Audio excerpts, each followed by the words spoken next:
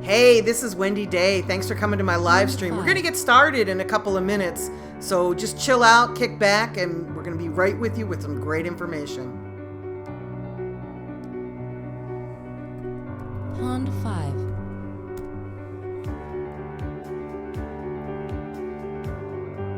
I know you're anxious to get started and you're saying, where is she?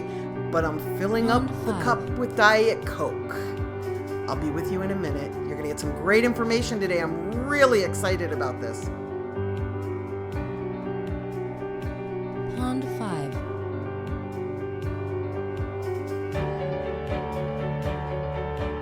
Hey, I'm almost there. Bear with me. It's going to get started in a minute. Hey, thanks for tuning in, though, to the live stream. I'm so happy that you're here. I've got some great information for you today.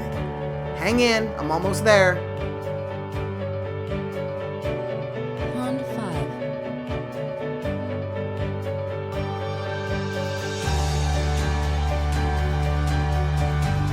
Thanks so much for tuning in. Make sure you share this with your friends. And you know what? Hit that little subscribe button. I'd love to have you subscribe. Pond 5.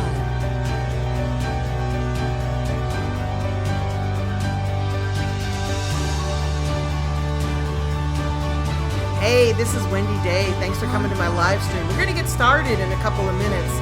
So just chill out, kick back, and we're going to be right with you with some great information.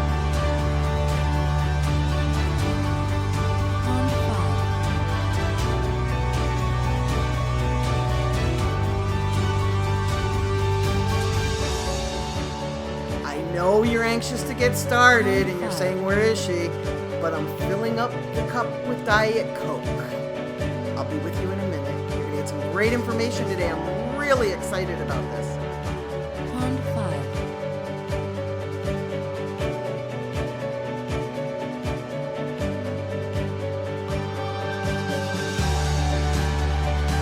Hey, I'm almost there. Bear with me. It's going to get started in a minute. Hey, thanks for tuning in, though, to the live stream. I'm so happy that you're here. I've got some great information for you today. Hang in. I'm almost there.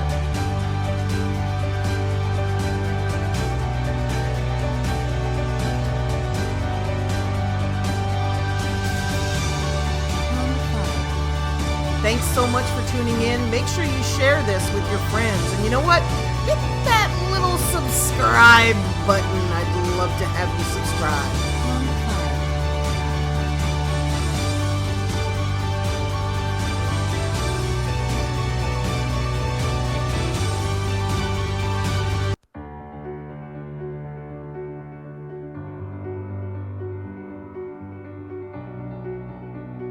Hey, this is Wendy Day. Thanks for coming to my live stream. We're going to get started in a couple of minutes. So just chill out, kick back, and we're going to be right with you with some great information. Pond 5.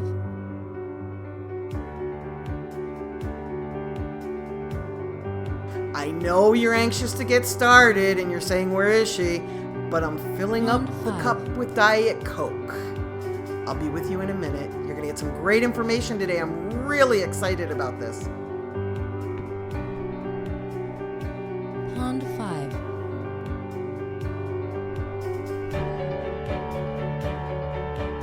Hey, I'm almost there. Bear with me. It's going to get started in a minute. Hey, thanks for tuning in, though, to the live stream. I'm so happy that you're here. I've got some great information for you today. Hang in. I'm almost there. Pond 5.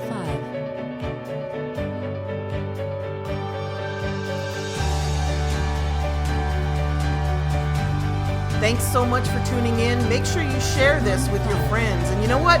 Hit that little subscribe button. I'd love to have you subscribe. Pond 5.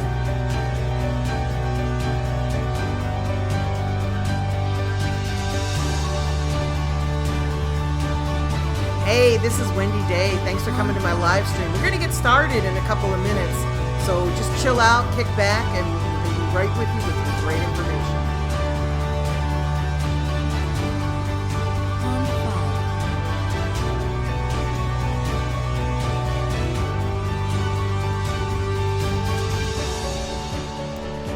know you're anxious to get started and you're saying, where is she? But I'm filling up the cup with Diet Coke. I'll be with you in a minute. You're going to get some great information today. I'm really excited about this. Pond 5. Hey guys, how are you tonight?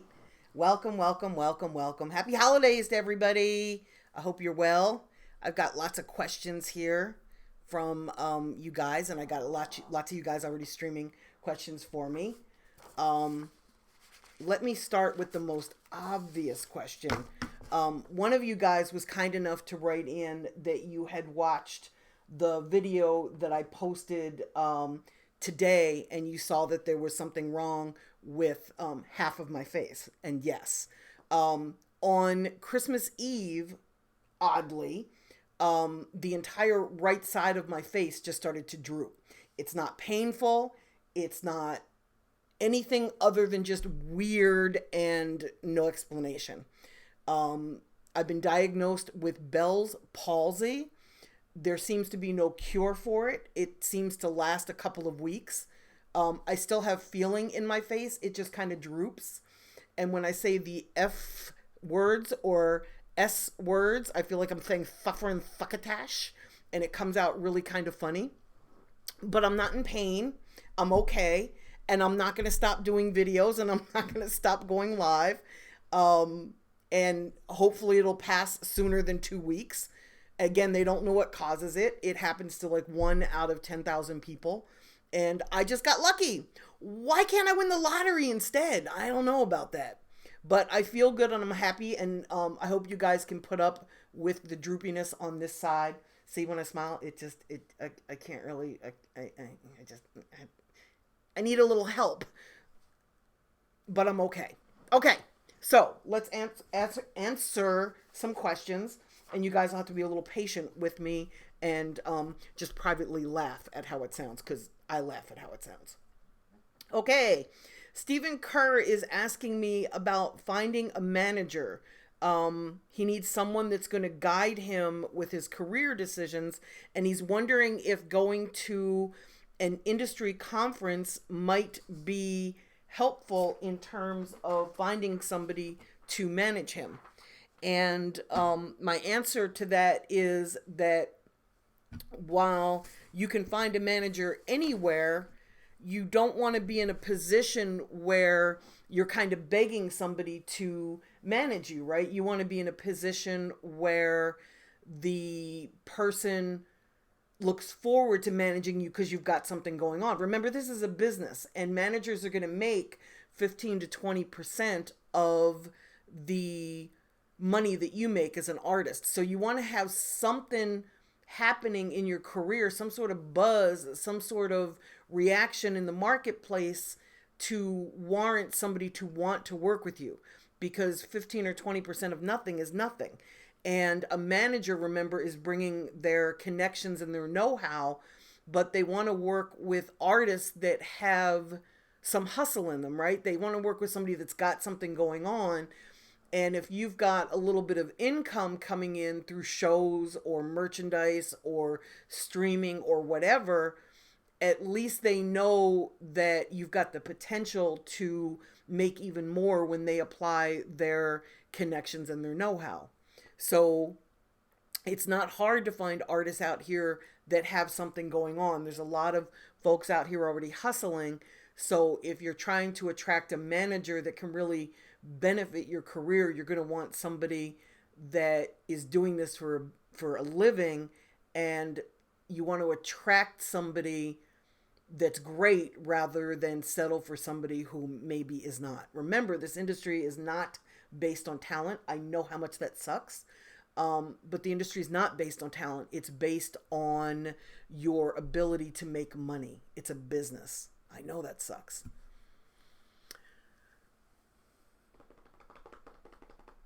Thank you, Measy. Measy's going to find me a cure. Woohoo! I love you guys. Okay, Miller, thank you so much. I think I do have a guardian angel, as crazy as that sounds. I actually live a very charmed life. I'm a relatively fortunate person. So, okay. KDST is saying, hi, I'm a black transgender Jew. How can I use that trait as marketing here on YouTube? I'm not sure why you would want to use that as a trait. I think you might want to stand out for who you are instead of being looked upon like you have a gimmick. I think the fact that you are a black transgender Jew makes you stand out, certainly. But I don't know that I would market you as that. I wouldn't hide it. Don't get me wrong. I think that's awesome that you're different than most people.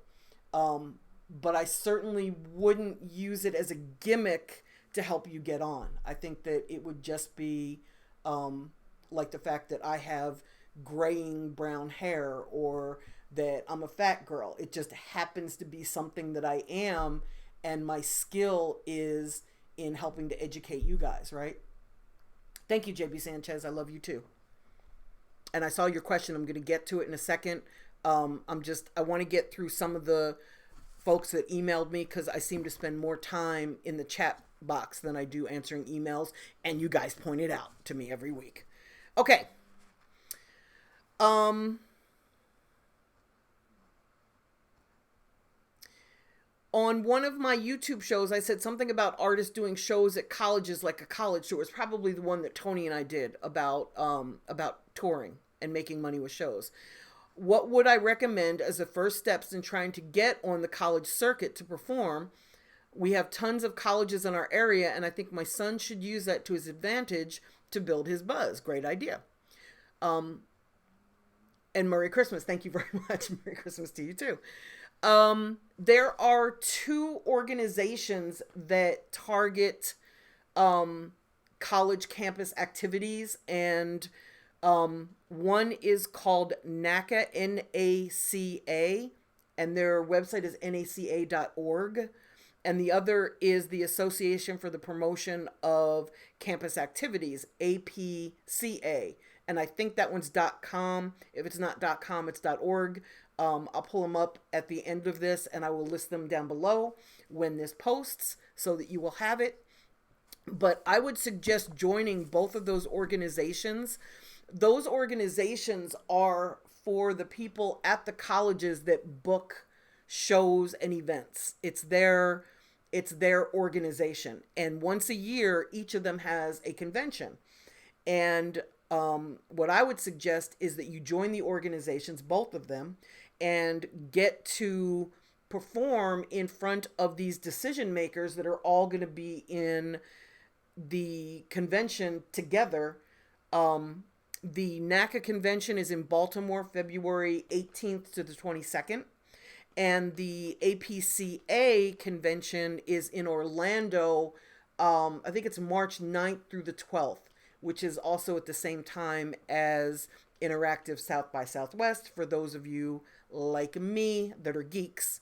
It feels like I went to the dentist. Like it's a little bit numb and annoying, but we're just going to power through this, all right? I would join both of those organizations. I would attend their conference, and I would perform in front of those decision makers so that they could see the ability of my artist and would be interested in booking my artist. If you don't want to do that, because it's not free to join these organizations, if you really don't want to spend the money or the time, I would reach out to each college in your area. I would ask who is the campus director for activities, and then I would speak to that person. And bear in mind, that person's going to change every year because that position changes annually. So you're only going to have the same person most likely for 2 semesters before somebody else comes in and takes that position. Okay, let me answer some questions in the chat box. Kill Fuse, good for you for having a job. That's awesome. Income is a beautiful thing. JB Sanchez is asking me how managers get paid Artists have many resources now they can use to get their own money. Managers get paid a percentage of everything the artist makes. So if your artist is making $1,000 as a manager, you're going to get paid anywhere from 15 to 20% of that. So out of that $1,000, you're going to make 150, or you're going to make 150, or you're going to make 200 on that. I was trying to do a Facebook Live thing here on the side, and it wasn't working for me, so I just shut it off. So forgive me.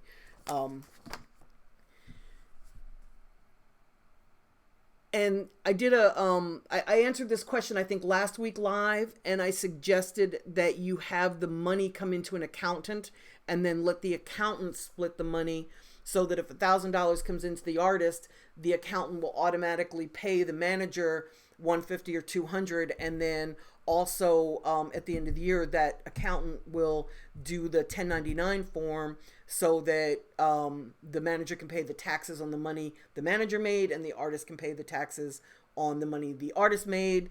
And if you wanted, that accountant could even do the taxes as well.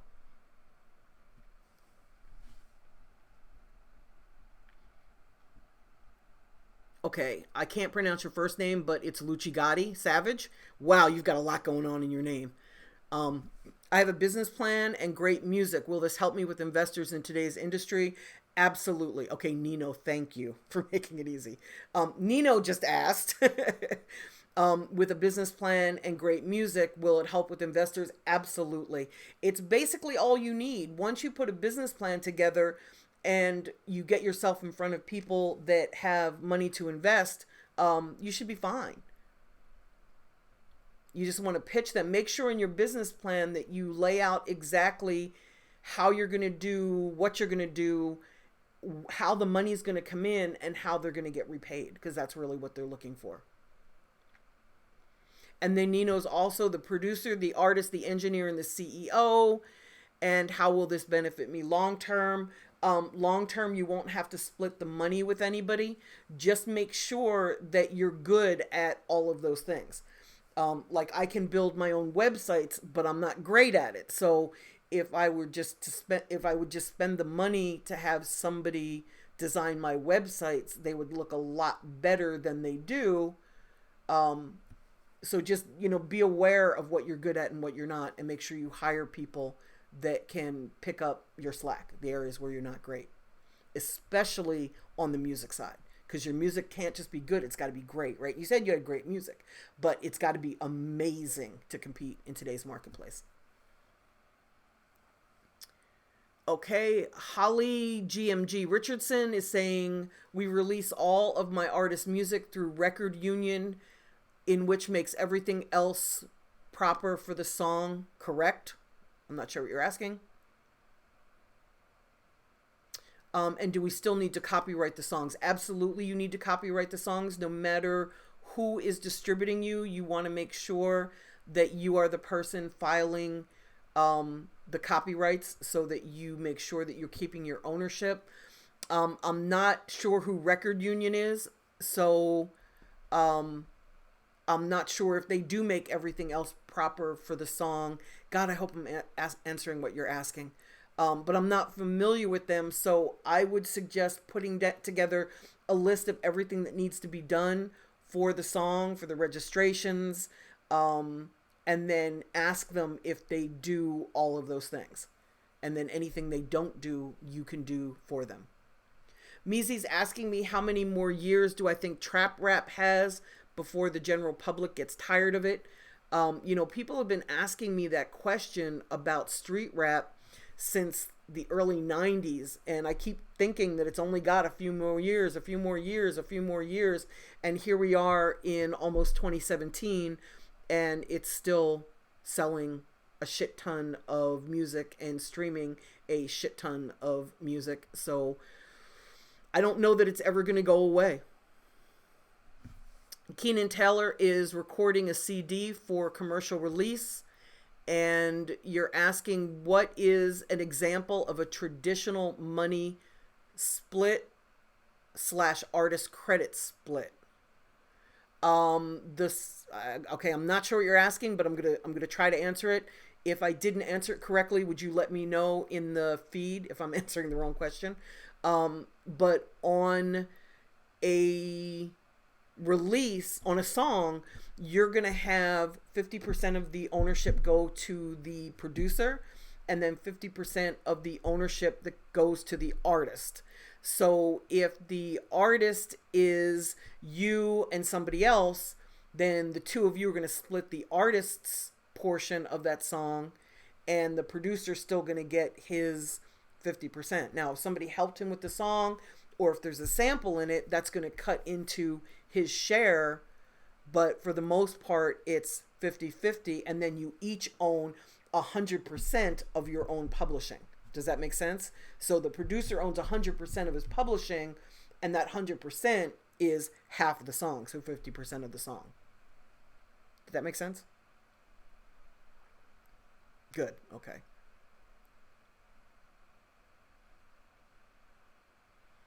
Nino, yes. You can send it to thisiswendyday@gmail.com. K Miller is asking how to get someone experienced. I think that's what you're asking by saying my level. Somebody experienced to manage you. I kind of answered that in the very beginning, where if you're trying to attract somebody that does this for a living, you got to have some sort of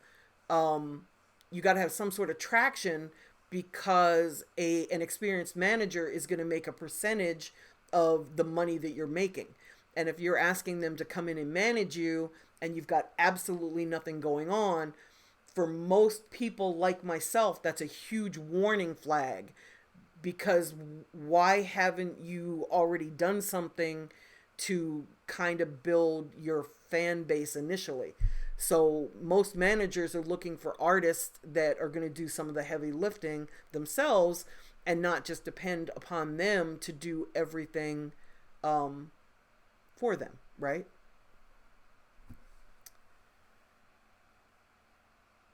Ta-da, G. Ta-da! G is asking, how long should you spend pushing a single? And this is a hard question for me to ask sitting here in my house, because it depends on the reaction on the streets and in the clubs. If my song is reacting, I'm going to push it till the wheels fall off.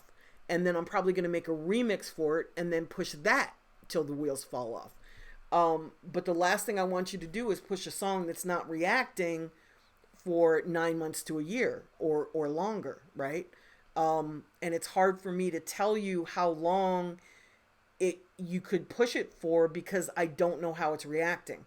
So when you start working a single, you're going to see whether the DJs are playing it because you're standing there next to them asking them to play it, or if they're playing it when you're not around and it's starting to really resonate. Once a song starts to resonate, you're going to feel the buzz start to climb. You're going to start getting offers for shows. People are going to start jumping on your bandwagon. Your social media is going to start to increase. And then while all of those things are happening, you're probably going to want to get a remix ready to go so that it's there and you can pull the trigger whenever you're ready. And you may also want to get a second song ready to go, like a second single, so that when the one that you're working starts to fall off and decline on the charts, you can then start working the second record so that they'll kind of pass each other on the charts, and you'll always have something kind of in the top of the charts, meaning something bubbling on the streets. You see that all the time when somebody like Drake drops music. You'll see he's got like 3 and 4 songs on the chart at one time. That's what his label's trying to do. They're trying to keep him bubbling at all times. Frank is asking me, you see, I specifically didn't try to pronounce your last name. Frank is asking me, when you're trying to build a buzz, what does most of your budget typically go towards? And for us, we spend most of the money on, actually there's 2 things that we spend a lot of money on. One is product. I always want to put product in the marketplace. I'm in the Southeast, so CDs are still relevant. So we give out like 50,000, 60,000 CDs. And I have a question that's going to ask me exactly how many in a second. But we hand out download cards. We still do posters and flyers and postcards. We still do street team work as well as online social media. We spend money getting on playlists at Spotify and Apple Music. And then the second area that we spend quite a bit of money on, I always put artists out on the road. I think the music industry is a lot like politics, where you need to get out there and shake hands and kiss babies and take pictures with your potential fans. I think that when people see you and meet you and feel you and they are on the receiving end of your charisma, I think that it makes them more apt to check out your music and see what you've got to offer. So we spend, and it costs about $200 a day to go out on promo tour, depending on how many people you bring with you.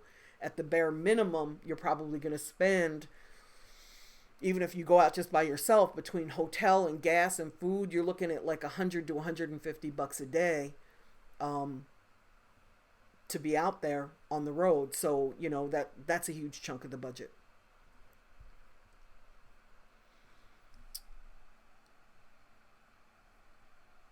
Holly's asking me, what advice would you give an up-and-coming manager who's managing an artist that's growing at a good rate? The best advice I can give you is to build your network with other managers that have been very successful, so that they can help connect you into the people that you need to get on tours, to get endorsement deals, sponsorships, anything that you need in order to do your job better. If you don't already have the connections, you should definitely have people that you can call to help you with that. Frankie D is asking me if he should go straight to a radio VP of programming or get a consultant. Frankie, the way that radio works, and there is a video on my YouTube page that explains exactly how to do this, but you want an independent radio promoter to take your music to radio, because if you go to radio with it, they won't react. They may yes you to death, but they're not gonna take your money. Payola is illegal. So you need to have somebody that's got a relationship with them already in place in order to win at that. And by the way, in order to go to radio, you really need to have your music really hot on the streets and in the clubs, or you're just gonna waste your money. Hey Denise, how are you? Tell your son I love his video. What is the best route of getting on a college type tour? It's really relationships. So the best thing that you can do, and I think you missed it because I just really answered your question that you had sent me. But the best thing you can do is reach out to whoever's putting that college tour together and see if you can't get booked on it. Again, you're going to want to have some sort of a buzz in your area. There's going to want to be some benefit to put the artist on the tour, meaning that people will want to see him or her perform.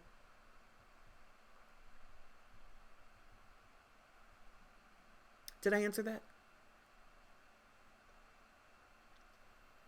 Harris telling me the song Cheerleader took 2 years to blow. Like I said, once it was remixed, it went #1. Yeah, that happens a lot.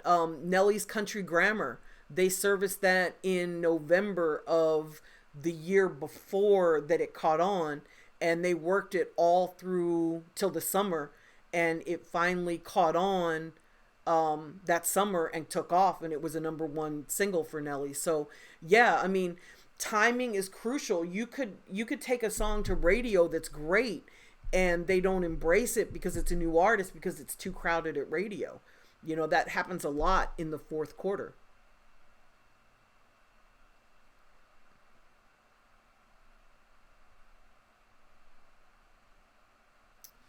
Rip Jones is asking me, what advice would I give to an upcoming artist from a very almost non-existent market to gain traction in the music business? You're going to have to work very heavy on the internet. Really, the real advice that I want to give you is to tell you to move, but I realize that's not realistic. You might have family wherever you are, and you might not be able to just pick up and move to an area that is a little bit better for your career.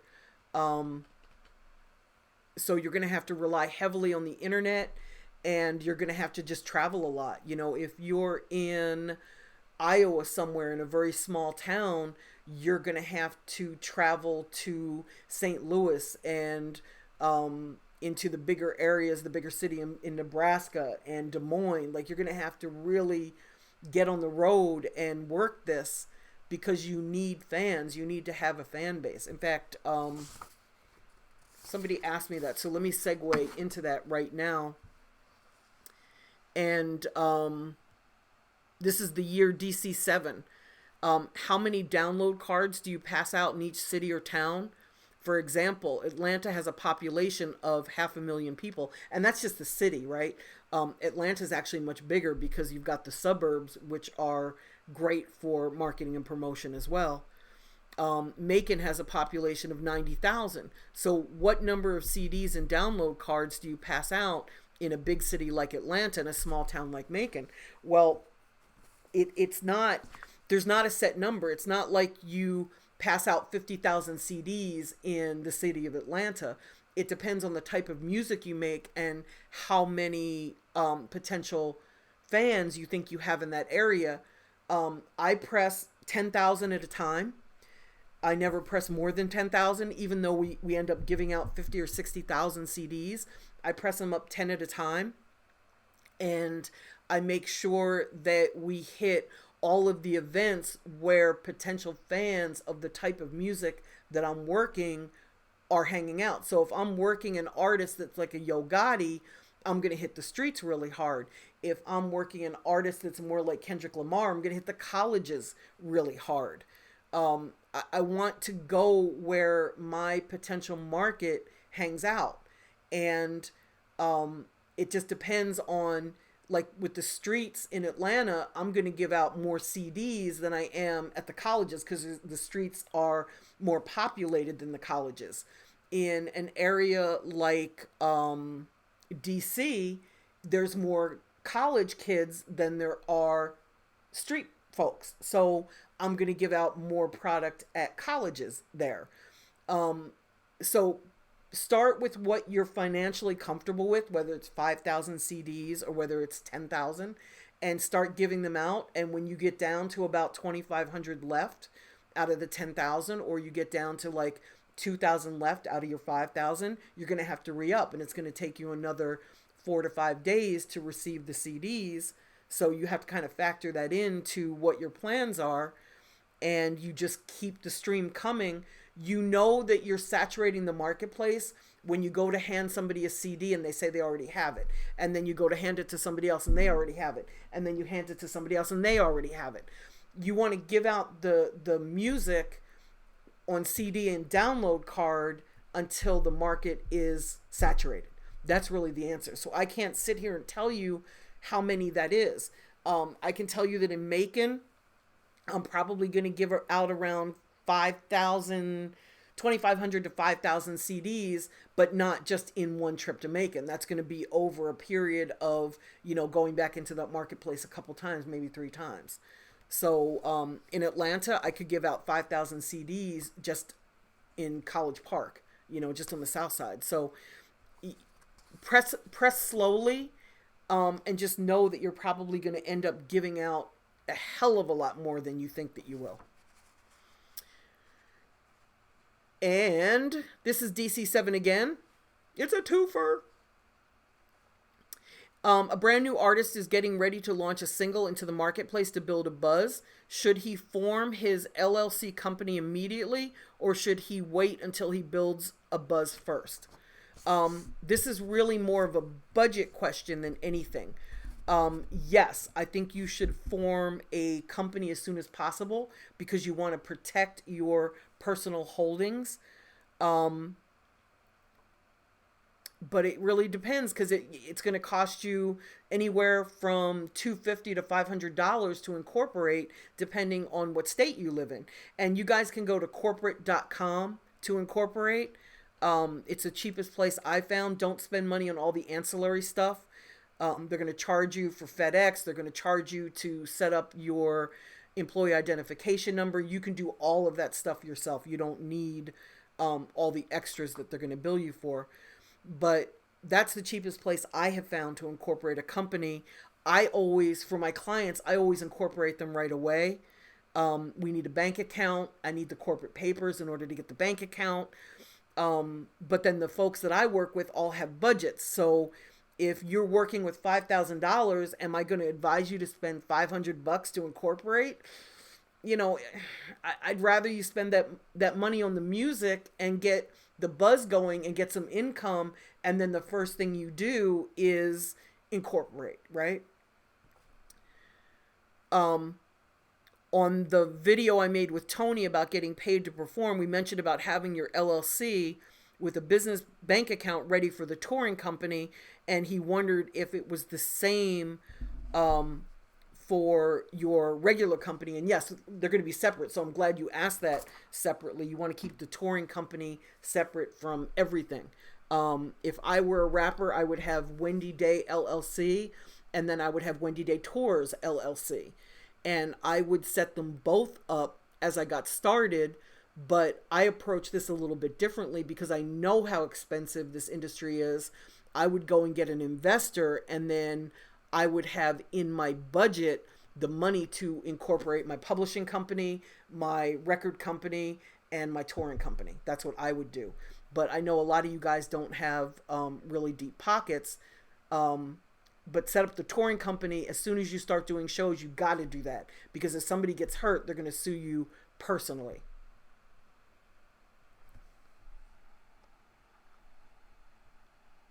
Okay, I answered those.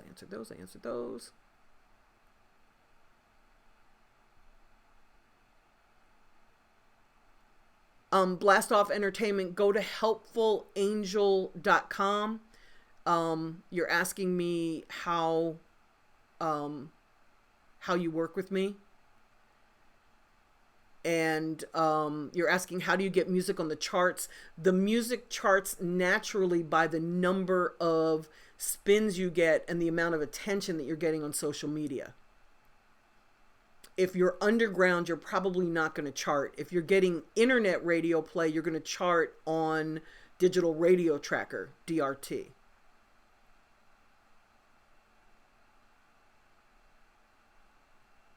Thank you, Kay Miller. It was a great plan.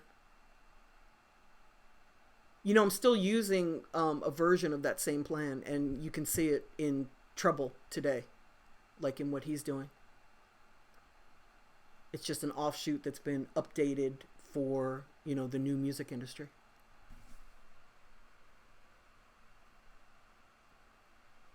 Knight Rider Films, thank you. I'll be looking out for your email. If you guys email me and you don't get a response from me within 24 hours, something's wrong. It means I didn't get the email. So don't be shy. Don't be afraid to hit me and say, hey, did you get my email? Phone calls, I suck with. But emails, I'm really good with. Knight Rider Films, what are you asking? You're asking me to answer? Oh, you sent me a question that you, okay. I can't check my email because I would have to, I'm going live right now. So I would have to pause this to check my email. I can't pull anything up on my screen other than, the camera. I physically can't. It overpowers every other program on my laptop.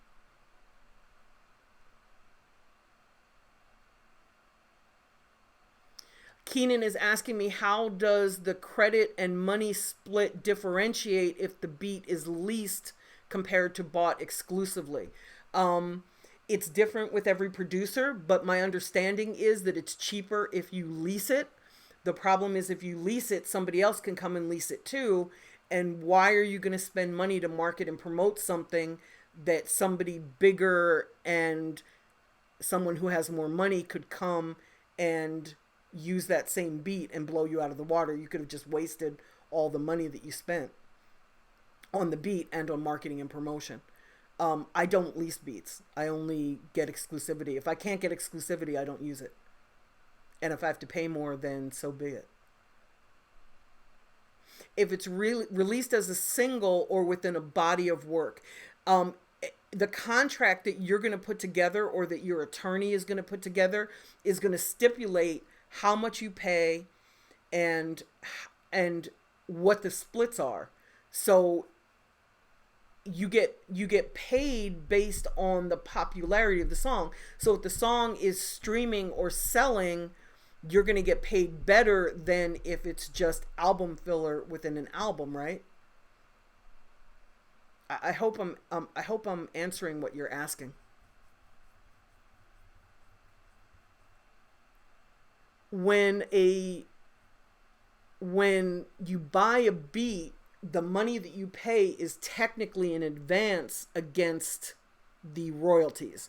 So if somebody's charging you $100 for the beat, that $100 is an advance on what they're going to make on the back end. And the producer owns 50% of the song. So they're going to make half of the publishing money from the song. In terms of sales, like album sales or album downloads, in the contract, it's going to stipulate what percentage of sales they get. For an established producer, that's around 3 points. That's around 3%. For somebody who's not established, they usually don't get points. And they make mechanical royalties, which is roughly 9 cents a song.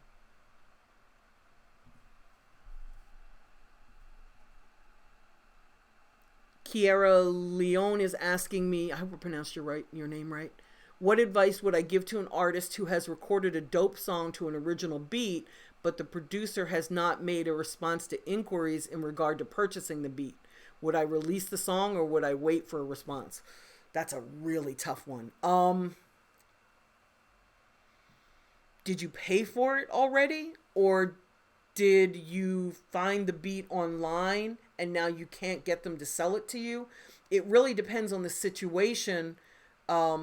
Technically, until you have an agreement with that producer, you can't release it because they own the beat and you need their rights to release the song. If it's somebody that you used to work with, for example, and they gave you the beat or they sold you the beat and now you can't find them to get the paperwork signed, but you have a little bit of a relationship with them, I would be less hesitant at that point and I'd probably put the song out.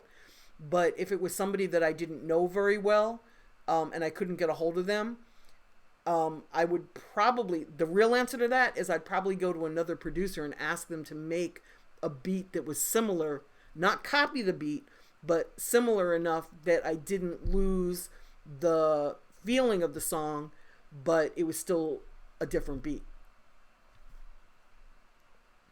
Yeah, Harry said the same thing. Thank you, Native. He said, Happy New Year to my boo-boo gangster. Gangster's over on the sofa snoring loud as hell. I can't believe you guys can't hear it. Thank you, Holly Richardson. What are the best places to track videos? What are the best places to track traffic on video websites? I'm not sure what that means, Kevin. But Kevin's asking me about traffic, about following videos or tracking videos. Views on YouTube and Vivo are the best ways to track videos. If somebody embeds your video from YouTube, it's still going to affect your views on your YouTube page because it's tied to it, right? Like if I put a video, if I put a Drake video on my page right here, he's still going to get paid for that video even though it's on my page. So if he gets 1 million views on my page, he still gets paid for that. I don't, right? So with the videos, as long as they're embedded in YouTube or Vivo, they're going to be easy to track because the company's going to do it. If you shoot a video and you just put it up on somebody's page, I don't think there is a way to track that. Blast Off ENT is asking me, do I help play songs? No, I'm sorry, I don't. Coop de Trill is asking me, how was it working with Busy Bone? I actually liked Busy Bone. He's very down to earth. Other people have complained that he's got a bit of a drinking problem. I never saw that personally. I found him to be very open and very warm, like easy to relate to. I like Busy Bone.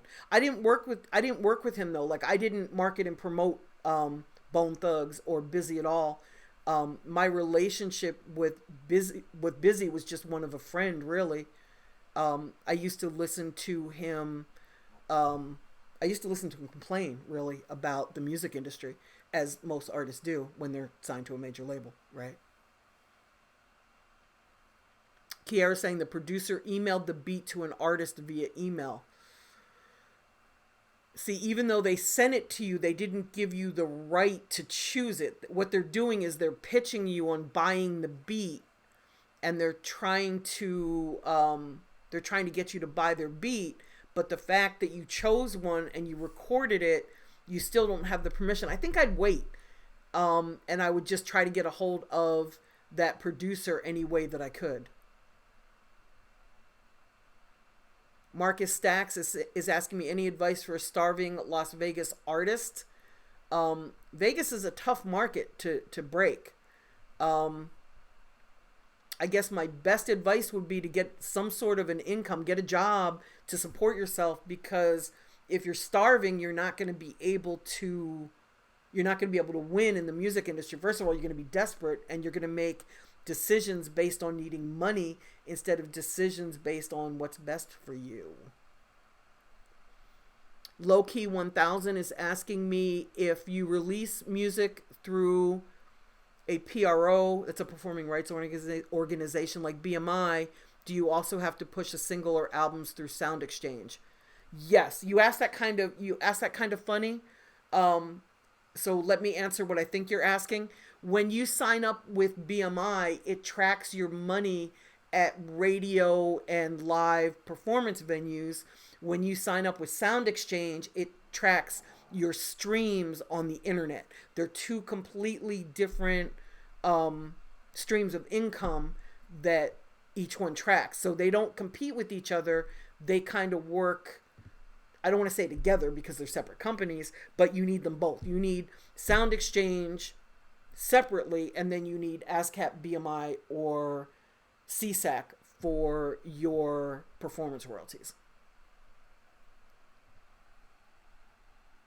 Frank is asking me how effective paying to be on WorldStar is to gain traction. If you're unknown, it's a waste of money.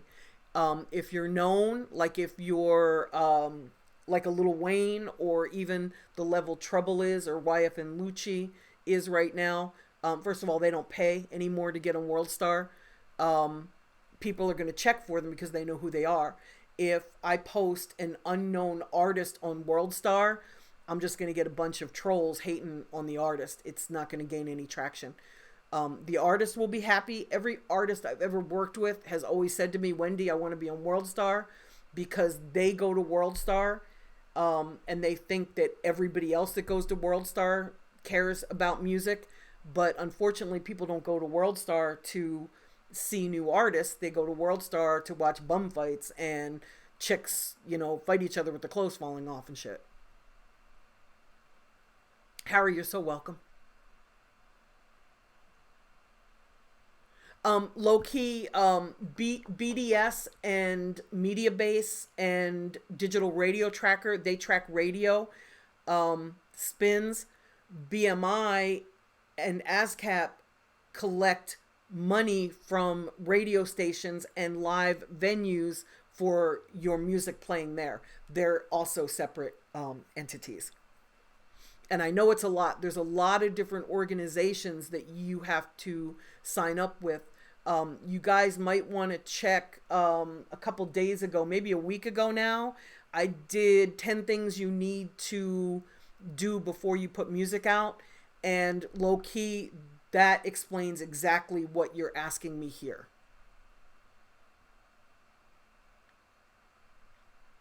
Tell Briggs Crawford he's welcome. Denise.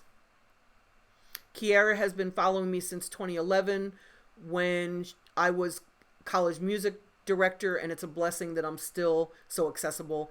You know what? When I started in this industry, I couldn't catch up with people that I needed to, and I got very frustrated. So I swore as I built my career that I would always stay accessible. So I've kind of stuck to that.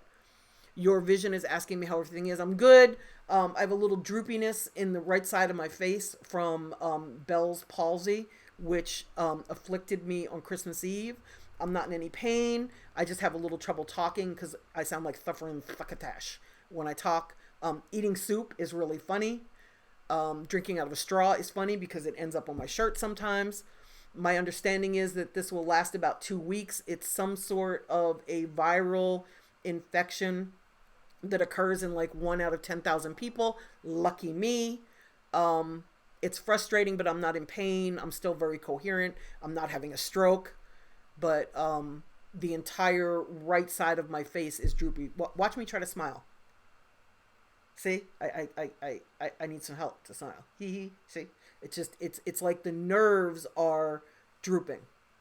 It's called Bell's palsy. Lucky me.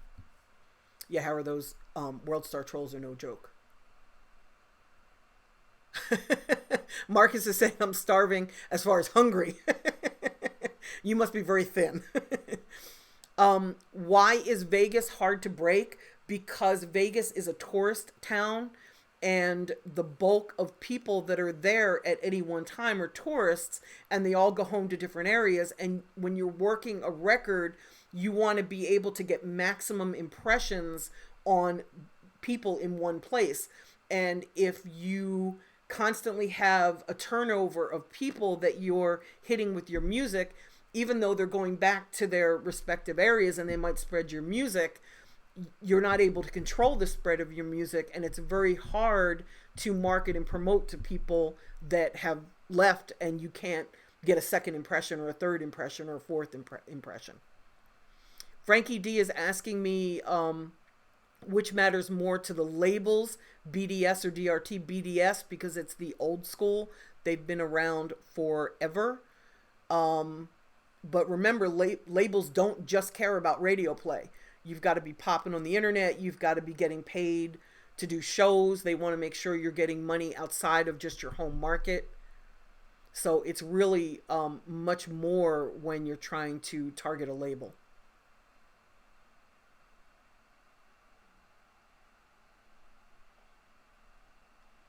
Dave Vids DeView is asking me when a popular artist jumps on a remix of a hot song like Young M.A.'s single, does the original writer and producer get credit and paid for those plays and spins? It depends on who jumps on the song and what deal you work out, because you get what you negotiate. You don't get what's fair. You get what you negotiate. But very often when a famous artist jumps on a song, they're not doing it for the money. They're doing it because you've got the streets and you've got a fan base that they feel they've gotten kind of far away from, and they want to gain the streets back. That's usually why they do it. The producer gets paid regardless because they own half of the song. But if you take one artist off of the original in order to put the new artist on, that new artist is going to own whatever they brought to that record. And it's important, guys, and pay attention to this, because when you do a remix, you're going to have to change how you name it. So if your song is Ooh Wee and your remix is called Ooh Wee the Remix, they're a little bit close and they can get confused. You may want to change it to New Ooh Wee or something so that there's a differentiation besides just the word remix, right? You want it to really stand out so that you can control the payments on the two different songs.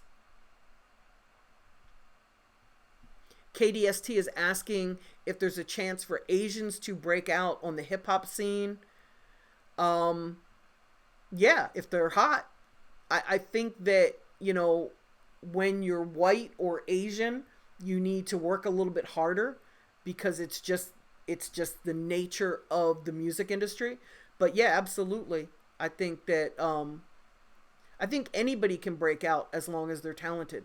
I think hip hop is the one form of music where a lot of the bullshit that occurs in other genres just doesn't happen in our genre. And I think that pretty much as long as you kick in the door, anybody can win in hip hop. It might be harder, but anybody can win. I figure if I can win, anybody can win in hip hop, right? Big head.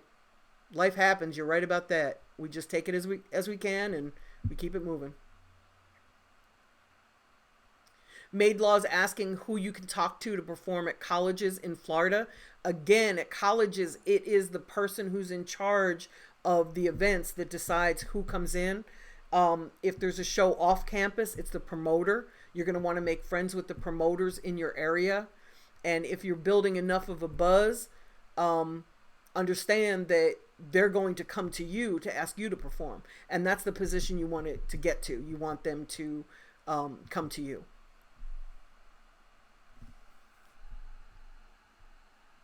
Okay, I think your name is Genre. I hope I'm pronouncing it correctly. Forgive me if I'm not. As an artist that makes their own beats, what would I think about producing to get a foot in the door and then going the Kanye route? David Banner did that beautifully. Kanye did that beautifully. I think it's harder to get on as a producer than as an artist, though. I think you're kind of going a little bit backwards. Hera, thank you. Beautiful. Okay. I like garlic, actually. I don't like the way it makes my breath smell, but I'll try that. Thank you. Maid Law's asking, are there dependable booking agents for indie artists? Not until you've built a buzz. Once you've built a strong enough buzz, Ujamaa will probably be the first booking agent that reaches out to you. I know New used to book newer artists. I don't know if they still do. That's NUE. They're out of New York. I don't know if they still do or not. We book all of our artists in-house just because it's a little confusing for us when too many people are trying to book shows. So everything that Trouble does is booked through Tony. So there is no opportunity for somebody to say, hey, I spoke to so-and-so and they offered me, a price $2,000 cheaper. No, if you didn't come through Tony, it's not happening.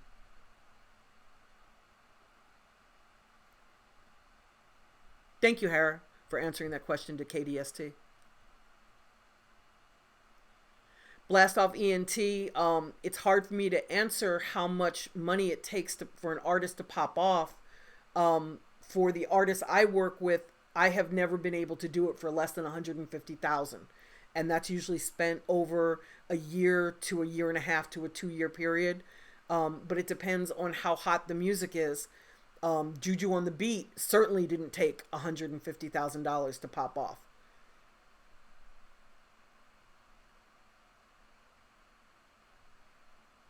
Kiara's asking, what are you looking for in a music festival website? I don't know. I don't look at music festival websites. You mean to get booked on a festival, or are you planning on doing one? I guess the best answer I could give you is to look at all the other music festival sites and compare them. And if I just answered the wrong question, would you ask me that again? But I don't really go to music festivals, so I don't go to their websites.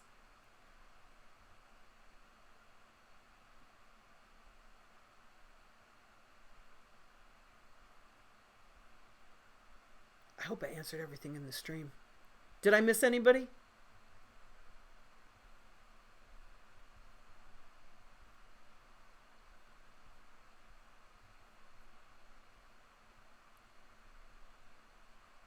Guys, let me talk a little bit about this is kind of my own question that I'm going to answer. We need more unity in hip hop. Like, you guys really need to all work together. You need to find people out there that can bring to you what you're not great at so that you can get better at it. Definitely you. Thank you. Thanks, Kier. If you're a rapper, you need to reach out to producers and build relationships so that you can rap over different types of tracks, so that you can find the sound that's best for you. If you're a songwriter and you want people to demo your songs, you really need to build relationships with people that can sing and demo songs for you.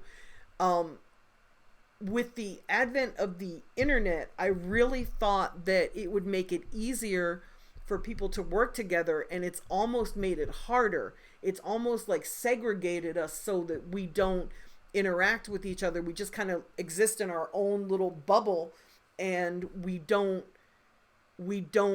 take the chance on sharing something with somebody else because we're afraid that either they're going to steal it or some money is going to come and we can't have all the money. We got to share it. Guys, it's so much better to have 50% of something than 100% of nothing. And I'm not telling you to get taken advantage of people. That's not what I mean. What I'm saying is that we've all got to learn to work with each other. And if you're an up and coming producer, you're going to want to build relationships with producers that are better than you so that you can find where to go to get better mixes, to get better sounds to put in your songs, right? At some point, you're going to hit that ceiling and you're not going to be able to grow because you can only grow so much on your own. You need the input of other people. And this is especially true for rappers. You need the input of other artists to really challenge you to get better at your craft. You know, if you're an artist and you're going to start doing interviews, you want to be able to freestyle because everybody's going to ask you that. And rather than say, no, I don't freestyle, why not really hone that skill? And what better way to do it than to freestyle with somebody who's better than you and can help you rise to their level? It's just, you know, it's kind of common sense. And maybe it's common sense in business, but not in art. You know, in business, you hire people that are great at doing the stuff that you're weak at because you want to make sure that your company is the best that it can be. And I think that in art, we all need to do that too. You know, unity is important. Again, you don't want to get in bed with somebody who's going to take advantage of you. So you've got to kind of pick and choose and use your intuition and trust your intuition. But in order to get better at what you do, you're going to have to come out of your comfort zone and start interacting with other people. So that was my own little, I'll put my soapbox away now.